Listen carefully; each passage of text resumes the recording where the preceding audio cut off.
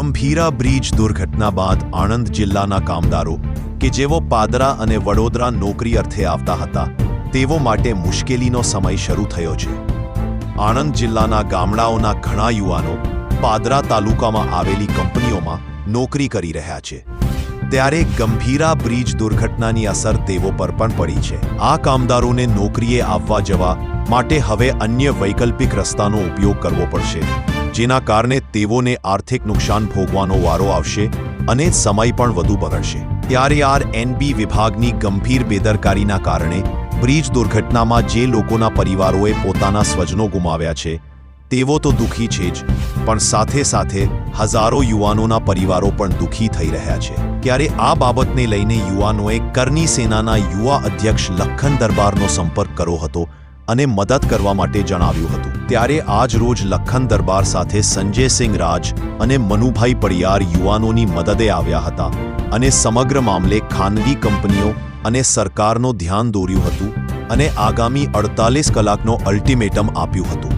હું આસોદરના માજી સરપંચ અને એપીએમસીના ચેરમેન મનુભાઈ મેરાભાઈ પડિયાર આ સવારથી યુવાનો અમારે સવારથી આ યુવાનો જે અમારા આણંદ જિલ્લાના જે પુલ હોના થવાના કારણે જે વડોદરા જિલ્લાના પાદરા તાલુકામાં જે નોકરી કરતા હતા તે ખંભાતથી મળી બદરપુરથી મળીને છે રહેવાણ સુધીના કર્મચારીઓએ સવારે વહેલા 6 વાગ્યાની બેઠે મને મેસેજ મળ્યો કે ભાઈ આ કર્મચારીઓ ઉઠીને આવી ગયા છે, જેના કારણે અહીંયા આગળ બેઠા મેં પણ ભાઈ શ્રી સંજયસિંહનો પણ ફોન આવ્યો, ભાઈ શ્રી અમારે જ્યારે પણ એમને ન્યાય ના મળે એનો ન્યાય માટે અમે જે કરવાનું કરી શકીશું માન્ય કલેક્ટર આવને બનશું અને ફેક્ટરી વાળાને પણ અમે આપણે ફોન પર વાત કરી કે ભાઈ અમે આવીએ છીએ પણ આવતા નહીં ફાયદો કર્યો છે, પણ જો નહીં આવે તો હમણાં દાડમાં માન્ય કલેક્ટરશ્રીને આવેદનપત્ર આપીશું અને ભવિષ્યના લડાઈ માટે આવનારા 48 કલાકમાં અમે આસોદરના મુદ્દાનું મોટું આંદોલન કરીશું અને દરેક ફેક્ટરી વાળાને વિનંતી કરીએ છીએ કે જ્યાં હાલમાં 2-3 વર્ષથી પુલ બધું કોઈ સરકારની કોઈ વાત ચાલતી નહીં કે કોઈ પુલની કોઈ જાહેરાત કરતી નહીં કે ભાઈ પુલ કરીશું, એવો ઉમેટાવાળો પણ બ્રિજ હવે બંધ કર્યો છે મોટો વાહન માટે, જેના કારણે લોકો નોકરી જવા માટે તકલીફ પડવા છે। છેલ્લા 3 વર્ષ સુધી આ પુલ ચાલુ થવા નહીં ત્યાં સુધી આ લોકોને બાકીનો ઓવર ટાઈમ મંજૂર કરે 15 કલાક તો બેટા જવાબ થઈ જાય, બાકીના રહ્યા 9 કલાક જેના માટે સરકાર બધું જાહેર કરે અને માન્ય ફેક્ટરી વાળા પણ એમને 4 વર્ષનું ભાડું ઓછું કરે એવી અમારી પણ લાગણી છે, અમારી માગણી છે અને એ વાત અમારી નહીં સ્વીકારે તો અમે સરકાર સુધી જે કરવાનું કરી શકીશું અને લડત સાથે અમે અડીખમ રહીશું એવી અમારી છે। જય આપણું નામ સંજયસિંહ રાજ, શ્રી ક્ષત્રિય કરણી સેના ગુજરાત પ્રદેશ પ્રવક્તા। પાડાના વાક્ય પખાલીને ડામ જેવી સ્થિતિ છે, શું કહે છે? ખૂબ સારી વાત કરી આપણે। અગાઉ કીધું એમ બ્રિજ તો તૂટ્યો પણ કેટલા પરિવારનો માળો તૂટ્યો, આ વાતને સમજવા જેવી છે। જે ભ્રષ્ટ અધિકારીઓ એ ભ્રષ્ટ નેતાઓ અને ભ્રષ્ટ તંત્ર દ્વારા જે કામગીરી થઈ અને જેના કારણે આ ગરીબ યુવાનોને આજે ભોગવવાનો સમય આવ્યો છે। જે બ્રિજ તૂટે હજુ માંડ એક દિવસ વચ્ચે ગયો છે, હજુ તો ત્યાં લાશો ડેડ બોડી કાઢવાની કામગીરી હજુ ચાલુ છે। 18 જેટલી બોડી મળી ગઈ અને હજુ એવા કેટલાય પરિવાર છે જે પોતાના પરિવારમાં ગુમાયેલા વ્યક્તિની ખૂબ આતુરતાથી રુદન સાથે રાહ જોઈ રહ્યા છે। ત્યારે આ તંત્ર અને સરકારે ખરેખર જાગવું પડે। અમારા જેવા કેટલા યુવાનો અને ભાઈ શ્રી લખન દરબાર જેવા લડાયક યોદ્ધા બોલીને થાકી ગયા કે આવી ઘટનાઓ બનશે ત્યારે તમે બધા જાગશો કે હજુ હવે જાગશો? ઘટના બને ત્યારે ના જાગશો? જાગી જાઓ। આ લોકો આપણા લોકો નથી, આ લોકો મોટા મૂડીપતિઓના લોકો છે, મોટા વેપારીઓના લોકો છે, મોટા ઉદ્યોગપતિઓના આ લોકો છે, આપણા ગરીબ લોકોના નથી। સમજો, આ બહેનો જે બિચારા રડે છે, કેટલા યુવાનો રડે છે, જે એમની વેદના તો સમજો। રોડ પરના ખાડા તો કદાચ તમે કોન્ક્રીટ નાખીને પૂરી શકશો, પણ આ જિંદગીમાં પડેલા કોઈકના ખોટના ખાડા કેવી રીતે પૂરશો એ તો સમજો। ખાસ કરીને ઋષિ કંપનીના જે કર્મચારીઓ છે એમને ન્યાય મળે તો ઋષિ કંપનીના જે પણ યુવાનો છે એ તો ઠીક છે, પણ આણંદ જિલ્લામાંથી જેટલા પણ યુવાનો વડોદરા જિલ્લાના પાદરા તાલુકા કે જેટલી પણ જીઆઈડીસી આવેલી છે એ બધી કંપનીઓના માલિકોને કહેવા માંગીએ છીએ કે ભાઈ આ લોકોને અવર જવર માટે સમય મર્યાદા એ બધી જ વાત ભાઈ શ્રી લખન દરબારે કરી, એ વાત ફરીથી ન દોહરાવતા જો એ વાત પૂર્ણ કરવામાં નહીં આવે તો આવનારા 24 કલાકની અંદર મોટામાં મોટું જન આંદોલન આ આસોદરની ધરતી પરથી કરવામાં આવશે। આ યુવાનો બિચારા હપ્તા નથી ભરી શકતા, એમને એટલું પગાર ધોરણ છે નહીં, કેવી રીતે પરિવાર ચલાવે? અને આવા ભ્રષ્ટ પાપીઓના કારણે, આ નેતાઓના કારણે આજે આ દુર્દશા થઈ. અને આ દુર્દશા કોઈ મોટા લોકોને ભોગવવાનો વારો નથી આવ્યો, ગરીબ લોકોને ભોગવવાનો વારો આવ્યો છે. આ મોટી મોટી કંપની વાળા, આ મોટા મોટા ઉદ્યોગો વાળાએ આ પાર્ટીઓને નાના મોટા ફંડો આપ્યા અને આ પાર્ટીની સત્તા ઉપર બેસાડી અને આપણા ગરીબ લોકોને આ દિવસો જોવાના દાડા આયા. શું કરવું હવે? અને જેમ કીધું એમ કે આ કંપનીમાં જે પણ યુવાનો તમને વિડીયોમાં દેખાય છે, એ યુવાનો ઉપર જો કોઈ પણ પ્રકારની એક્શન લેવાની કોશિશ કરી કે છૂટા કરવાની કોશિશ કરી તો છઠ્ઠીનું ધાવણ નહીં, તમને આપના તારા દોરા દાડે બતાડી દઈશું, એ પણ સમજી લેજો. ભાજપના ભ્રષ્ટ નેતાઓ જેવું કહે છે કે વાત તો ગઈકાલની પૂરી થઈ ગઈ. ભાઈ પૂરી નહીં થઈ ગઈ, હવે વાતની શરૂઆત તો હજુ હમણાં થઈ. આ લોકો તો જે આત્મા છે એ હજુ હમણાં જાગ્યો છે અને આવનારા સમયમાં કરી બતાડીશું. જન આંદોલન થશે અને સમગ્ર આણંદ જિલ્લાના યુવાનો આવનારા સમયમાં ટૂંક સમયમાં ખૂબ મોટી સંખ્યામાં ભેગા થશે. બસ એ જ કંપનીના પાદરા તાલુકામાં નોકરી જતા યુવાનો, આ સમગ્ર આણંદ જિલ્લાના યુવાન યુવતીઓ તમે દેખી શકો છો.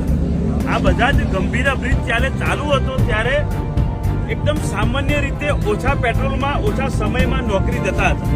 પરંતુ આ ગંભીરા બ્રિજ કોલેપ્સના કારણે, આ પાપી ચોર અધિકારીઓના ભ્રષ્ટાચારના કારણે, આ સરકારના ગેરવહીવટના કારણે આ બધા જ લોકોનું જીવન અદ્ધરતાલ થઈ ગયું છે. આણંદ જિલ્લામાંથી રોજબરોજ હજારોની સંખ્યામાં ગંભીરા બ્રિજનો ઉપયોગ કરીને પાદરા તાલુકામાં યુવાન યુવતીઓ નોકરી કરવા માટે જતા હતા. આ બધા જ યુવાન યુવતીઓને હવે 3-3 કલાકનો સફર કાપીને, ખૂબ જ લાંબા કિલોમીટર કાપીને એ લોકોને નોકરી કરવા માટે જવું પડશે. ત્યારે એ લોકોની 8 કલાકની નોકરી હતી ને પહેલા એમને અડધો કલાક જવા આવવાનો લાગતો હતો, એની જગ્યાએ હવે 3-3 કલાક જવા આવવાનો લાગશે. એનો મતલબ કે 14 કલાક જેવો સમય એમના જીવનનો એ લોકો નોકરીને આપશે. તો એમના જીવનમાં રહ્યું શું? બીજા 10 કલાક. એ 10 કલાકમાં ઊંઘવાનું, ખાવાનું, પોતાના પરિવાર બાલ બચ્ચા સાથે રહેવાનું, આ બધું તો માત્ર 10 કલાકમાં કરવાનું રહ્યું. પોતાના જીવનના મોટી સંખ્યામાં કલાકો તો કંપનીઓને આપી દીધા. તો આ કંપનીઓએ પણ એ લોકોનું વિચારવું છે. કારણ કે આ સરકારના પાપે થયેલી ઘટના છે, કર્મચારીઓના પાપે કે લોકોના પાપે નહીં. આ ગંભીરા બ્રિજ તૂટવાના કારણે લોકોના મૃત્યુ તો થયા જ છે, પરંતુ કેટલાય જીવંત પરિવારના મૃત્યુ કરવાનો આ લોકોએ ધંધો કર્યો છે. ખાસ કરીને હડતાલનું કારણ શું છે?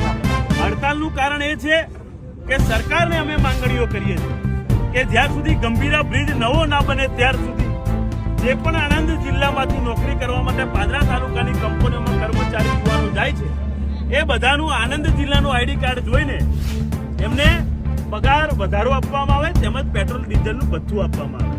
જો આ માંગણી નહીં પૂરી થાય તો અમે 48 કલાકનો સમય સરકારને આપીએ છીએ. 48 કલાક પછી આ આસોદરની ધરતી પર ઇતિહાસ રચીશું. આણંદ જિલ્લાના તમામ યુવાનો, આ ઋષિ કંપનીના તો ખરા જ, પરંતુ આણંદ જિલ્લાના તમામ એટલે કે હજારો યુવાનોની સંખ્યામાં અમે ધરણા પર બેસી જઈશું.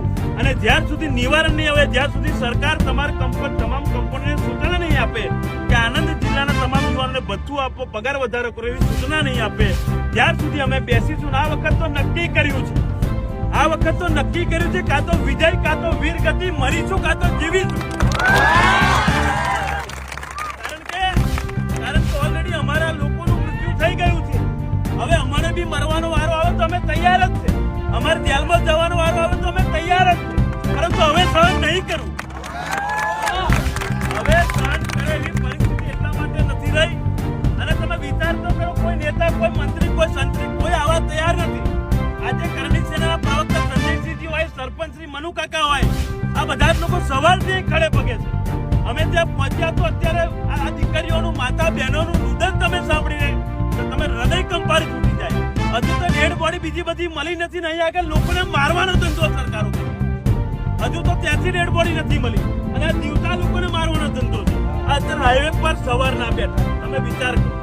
અત્યારે હજુ તો આ ઇજનેરોને, કાર્યપાલક ઇજનેરો જે લોકોના પાપે આ ધંધો થયો છે, ત્યાં આ જે ઘટના થઈ છે, એ લોકોને સસ્પેન્ડ કરવામાં આવ્યા. ખાલી અમારી તો માંગણી છે એ લોકોને જેલ ભેગા કરો ને અમારા લોકોને ન્યાય આપો, સાચો ન્યાય ત્યારે મળશે. બાકી આ ગંભીરા બ્રિજ તૂટવાના કારણે કેટલી જિંદગીઓ હોમાઈ ગઈ છે ને આ તમે જોઈ શકો છો.